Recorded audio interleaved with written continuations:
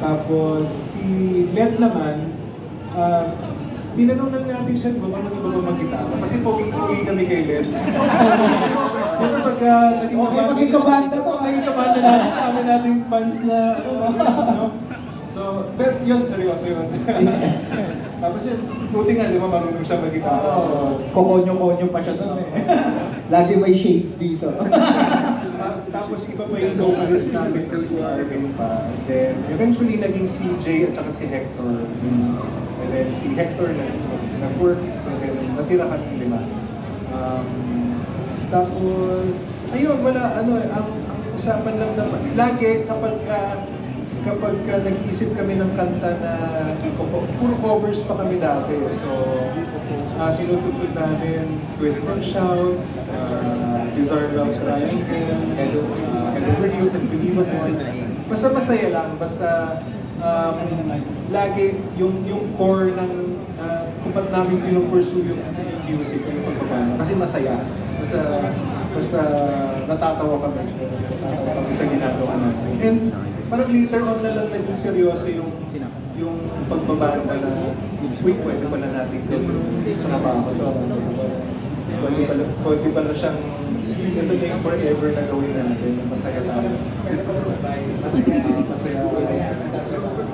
So, doon na lang eventually naging seryoso kami sa pagbabanda. So,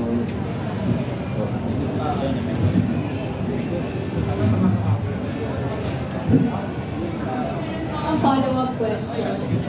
Since po nabanggit ninyo na nung in the beginning, hindi naman talaga seryoso, what made you decide to make your own music?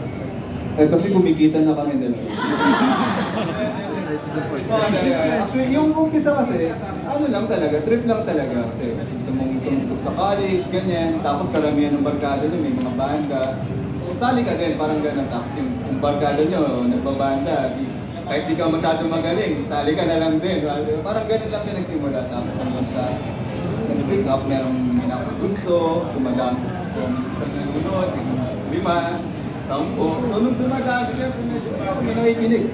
Kasi may nakakagusto ng trip natin. So, may trip natin. So, nung lumalaki siyempre, mas sineseryoso na namin. So, mas galing na siya. Makakasabay ka mga banda na magaling din. So, parang dub, ganyan, masabay mo, siyempre parang galingan din natin, ang galing nun, di ba? Parang ganon. So, right, yan. Eventually, nag-decide na lang kami na try natin magsulat ng original. Kasi parang pare-pareho na yung cover songs na tinutugtog natin. Parang, so doon tayo nag-decide na, try kaya natin parang gumawa ng 3 taon na yata kami, parang yun pa rin yung same 5-6 songs yung tinutugtog namin. So parang kami na lang, try natin gumawa ng original. Sugar Tooth. Sugar Tooth, si Puto yung nagsulat na tapos English, hindi namin kaya. So, Hindi kaya ni Jay. hindi pa na kaya ni Jay. So, sumuko na kami doon. So, Rocky JC. Yun yung English din yun. Kaya nga, pero kaya nila. Hindi, kaya iba yung kumanta, kaya si Hector yung kumanta. Yun yung next, after ng Sugar Tooth, Rocky JC. Tapos si Hector pa yung kumakanta mo. Wow. Hindi. Chinelas.